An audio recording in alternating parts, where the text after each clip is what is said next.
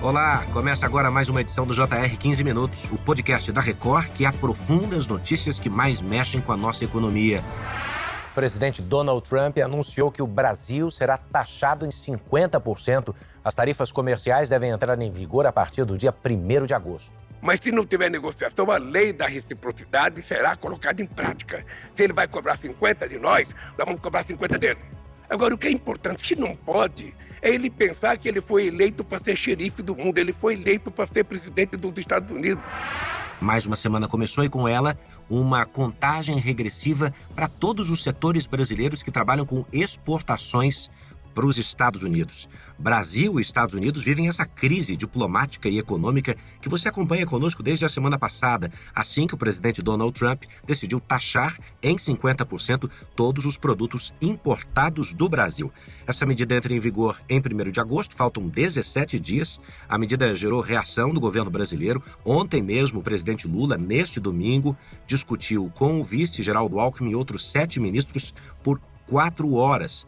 Soluções alternativas e saiu-se dessa reunião com uma ideia de soberania e economia. A soberania brasileira não se discute e a economia vai buscar, dentro de um comitê de gerenciamento de crise, opções de negócios caso os Estados Unidos mantenham firmes essa taxação de 50%. O 15 Minutos de hoje discute, portanto, os impactos dessa medida com Sérgio Vale, que é economista-chefe do MB Associados. Oi, Sérgio, bem-vindo. Tudo bem, Eduardo? Prazer falar com você. Prazer é todo nosso. Também participa dessa edição o repórter da Record Brasília, Yuri Ascar. Oi, Yuri. Olá, Eduardo. Olá, Sérgio. Um prazer estar com vocês. Vamos lá, gente.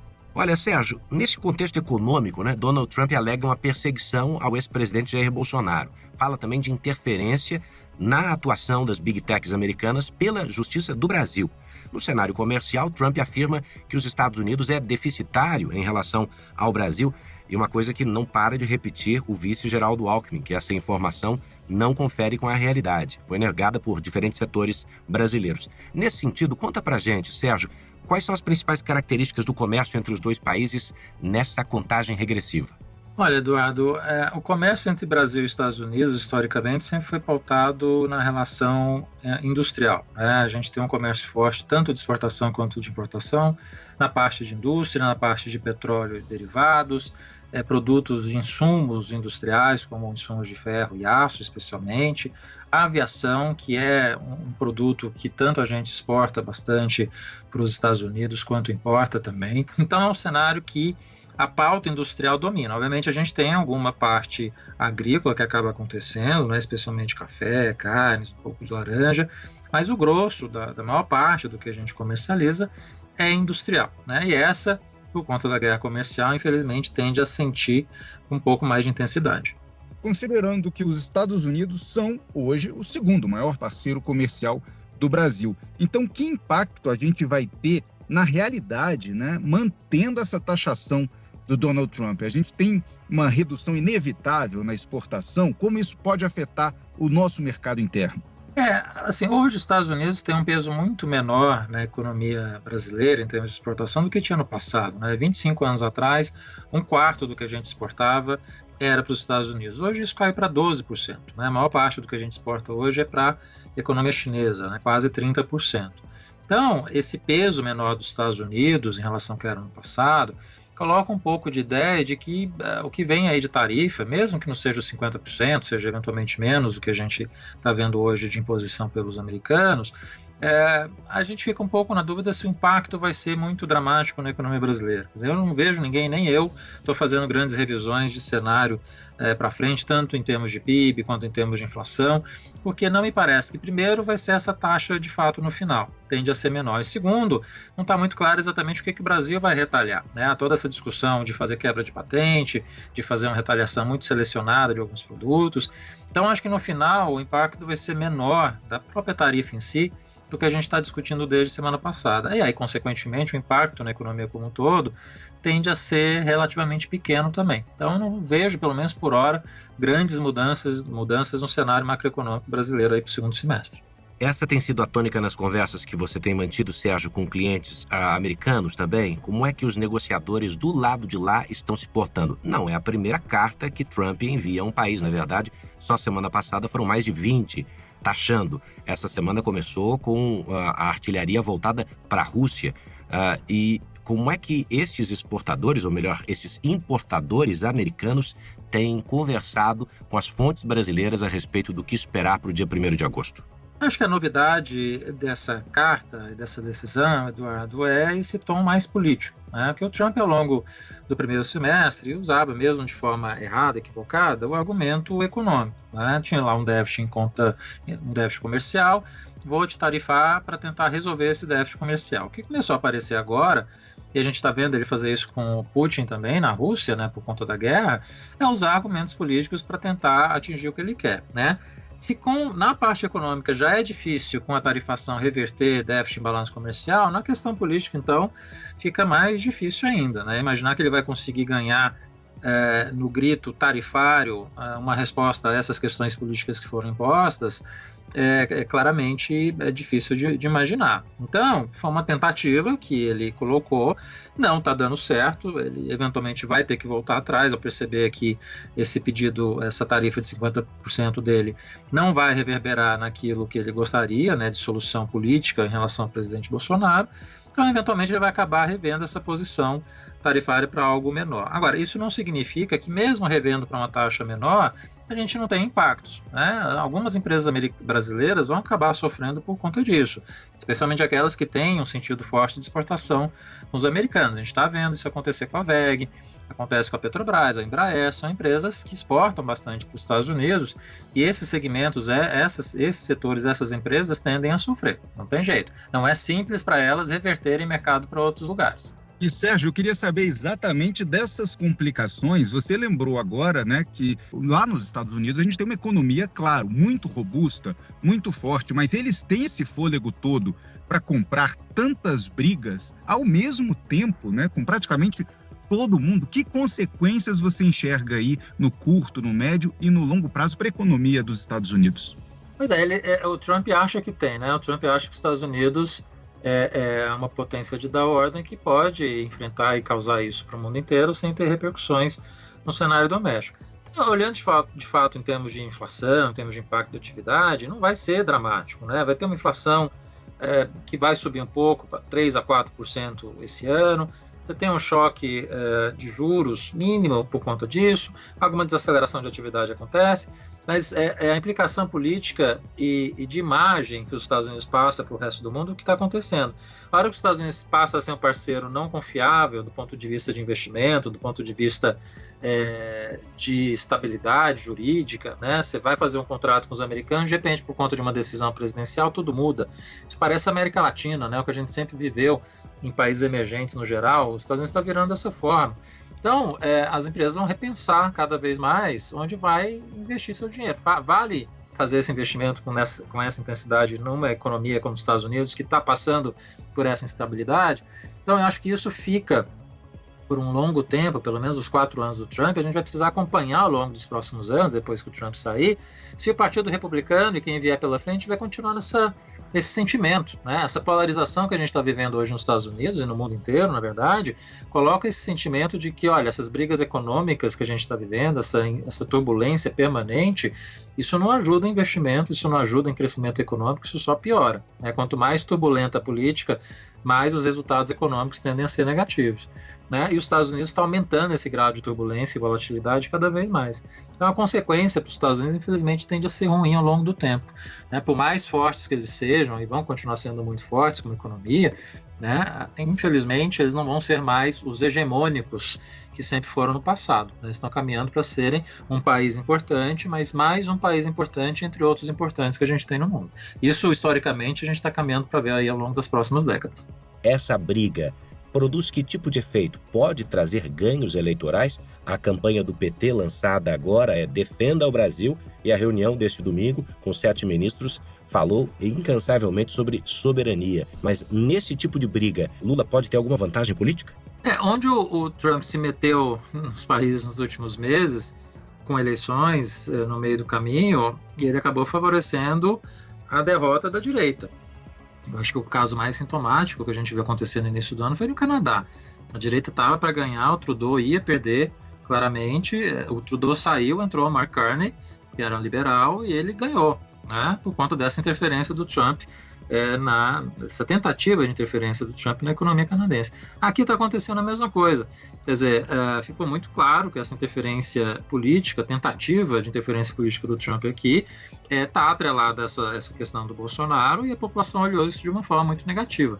E a resposta vai aparecer nas pesquisas essa semana, aparentemente já está aparecendo algumas pesquisas, é que o Lula ganhou alguns pontos em cima da direita nesse cenário. Né? Então, está muito cedo ainda, a eleição está muito distante, falta um ano para o ciclo eleitoral ficar mais aquecido, né? Mas, dado que o Trump vai continuar dessa forma agressiva, e ele também tem um ano eleitoral complicado pela frente ano que vem, né, a eleição de meio período nos Estados Unidos, quer dizer, a ideia de você ter um Trump que vai continuar, de certa forma, atacando o Brasil com a questão tarifária ao longo desse período, vai estar ainda muito presente. Então, assim, eu acho que o que acontece agora acaba fortalecendo o presidente Lula, é muito cedo ainda em relação ao processo eleitoral, mas, dado que o Trump vai continuar por aí, fazendo essas decisões bastante equivocadas ainda, isso tende ainda a ter repercussão política aqui na economia brasileira, né? Então, potencialmente, isso pode continuar reverberando positivamente para o Lula. A questão toda que está ainda muito incerta, né, Eduardo, é que tem um tempo muito longo. A gente está em julho, a eleição é em outubro do ano que vem, então não dá para dizer com firmeza, a depender do que for acontecer, se ele vai ter ganhos permanentes do que está acontecendo agora, né? Os ganhos de curto prazo certamente estão aparecendo. Não está muito claro se esses ganhos vão estar tão fortes assim ano que vem no período eleitoral. Sérgio, é evidente, né, que essa decisão de Donald Trump pela taxação tem um forte componente ideológico, mas o anúncio ele veio logo depois de uma declaração do presidente Lula, que depois de uma reunião com os BRICS, né, representantes de outros países que tentam fazer, né, antagonizar com os americanos um novo polo mundial econômico, Lula sugeriu usar uma outra moeda na relação comercial entre os países que não fosse o dólar. Até que ponto essa conversa, essa ideia do presidente Lula pode ter motivado essa reação do Trump? Essa questão da moeda fora o dólar já está andando faz algum tempo. Quer dizer, acho que no final não vai ser uma moeda digital dos BRICS, né? Vai ser o renminbi, a moeda chinesa, que os chineses vão tentar impor cada vez mais mundo afora, né? E o Trump aproveitou essa oportunidade da fala do Lula para decidir algo que ele já, de certa forma, tinha decidido, que essas cartas não foram... Essa carta não foi só para o Brasil, a gente viu ele fazer carta para diversos países. Então, o time pode ter sido ali uma coincidência, né, da fala do Lula em relação ao que aconteceu, mas o Trump estava fazendo esse ataque tarifário de uma forma consistente em vários países ao mesmo tempo. Tanto que no sábado, dia seguinte, veio de novo também tarifa de 30% para o México e para a União Europeia. Então, eu acho que assim, é mais um bode expiatório essa questão da moeda ser colocada agora, né, como culpada, sendo que essa questão já está sendo discutida e colocada há muito tempo. Não é a primeira vez que o Lula fala dessa questão da moeda. Então, acho que foi mais uma coincidência, ou no máximo aproveitar uma oportunidade para colocar essas cartas no caminho, mas lembrando que, de novo, não foi uma carta só do Brasil. A conotação política aqui do Brasil que foi diferente, né? Mas as cartas econômicas tarifárias que foram para o mundo inteiro, parte importante do mundo desses últimos dias, que não teve essa conotação política, elas foram entregues da mesma forma no mesmo período, né? Então, acho que foi mais uma coincidência e mais um elemento que, na verdade, não justifica, né? Não dá para justificar que o Trump fez isso por conta do que o Lula falou, né? Ele fez isso para um monte de países ao mesmo tempo. Bom, você que está acompanhando o JR 15 Minutos hoje, percebeu que a gente estourou um pouquinho os nossos 15 minutos. É que diante, né, Sérgio, né, o Yuri, diante do assunto sobre taxa de 50%, a gente se deu aqui ao direito de aumentar em pelo menos 50% o nosso debate. Mas eu queria falar sobre um assunto que está muito quente, que é a tal da lei da reciprocidade, gestada no Congresso Brasileiro lá em abril, nas primeiras tarifas anunciadas por Trump, ainda requer uma regulamentação, mas eu queria saber quais são os principais produtos importados dos Estados Unidos que seriam taxados, para a gente deixar isso claro para quem nos ouve. Não está muito claro ainda, porque a pauta de importação que a gente tem é muito diversificada com os americanos, né? A maior parte é produto industrializado, a gente tem importação de aviões, tem importação de produtos, de máquinas e equipamentos de uma forma generalizada, de diversos tipos, tem derivados de petróleo, que a gente importa também.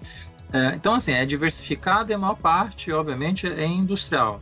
Quase o grosso de tudo que a gente importa dos Estados Unidos são produtos industrializados, ou máquinas e equipamentos finais, né, que são utilizados na ponta final do consumidor, ou insumos que vão ser utilizados na indústria como um todo. Então, a gente retalhar dessa forma, você coloca no final um encarecimento para o produto industrial brasileiro, né? Então, os produtos, os bens industriais brasileiros que usam esses insumos, essas máquinas e equipamentos americanos, poderiam ficar mais caros ao longo dos próximos anos, né? Então, o impacto não é tanto em alimentos, não é tanto em outros segmentos, é mais na parte industrial de uma forma generalizada. Agora, fica justamente essa dúvida que a gente vai descobrir ao longo desses próximos dias, o que vai ser essa seleção de tarifas que o governo vai colocar. Não é tão simples de fazer isso numa pauta que é tão diluída, que é tão diversificada de indústria como a gente tem, né? Vai ter que ser muito bem pensada, e eu acho que também vai ter essa integração que está sendo colocada, está sendo discutida, de você fazer quebra de patentes, né? Especialmente na indústria farmacêutica, na indústria de sementes. Acho que pode acontecer alguma coisa nesse sentido também. Não vai ser uma retaliação simples direcionada só para a tarifa geral da indústria. Acho que vai ter aí um compartilhamento de outras medidas retaliatórias que vão além das tarifas. A gente vai descobrir isso ao longo dessa semana. Governo e exportadores, portanto, estão fazendo a lição de casa agora, reorganizando rotas comerciais, fazendo contatos, negociando e esperando por esse passado recente de recuos do presidente norte-americano. Essa é a esperança para que não paguemos para ver, efetivamente. Ô Sérgio, eu queria dar aqui um instante para as suas palavras finais, já agradecendo ao Yuri Ascar, aqui de Brasília, de frente do Supremo Tribunal Federal, e checando a repercussão disso tudo nas instituições brasileiras, também participou do JR 15 Minutos de hoje. A palavra é sua, Sérgio. Obrigado, Eduardo e Yuri, pelo convite. Foi um prazer falar com vocês. E você resumiu muito bem, Eduardo. A hora agora é a gente buscar outros parceiros, reforçar a conexão com a União Europeia, com o Oriente Médio, com a Ásia, aqui dentro da América do Sul também. A gente está fazendo novas parcerias com o México também. Então, assim, tem um momento agora do Brasil olhar com mais intensidade para outros lugares, e o mundo inteiro está fazendo isso. Então, é um mundo que está querendo comercializar entre si e deixando os Estados Unidos um pouco de lado, né? Esse mundo que a gente vai começar a ver com mais intensidade a partir de agora. Agradeço mais uma vez ao Sérgio Vale, que é economista-chefe do MB Associados. Obrigado, Sérgio. Obrigado, Yuri Ascar, nosso repórter da Record em Brasília. Esse podcast contou com produção de David Bezerra e das estagiárias Amanda Fusita, Bárbara Maiato e Yasmin Logrado. Sonoplastia de Diego Marcondes, coordenação de conteúdo, Deni Almeida. A direção editorial é de Tiago Contreira e a vice-presidência de jornalismo da Record é de Antônio Guerreiro. Você pode acompanhar o JR 15 Minutos no portal r7.com, nas redes sociais do Jornal da Record e nas principais plataformas de streaming. Te aguardamos, hein? Bora pra próxima.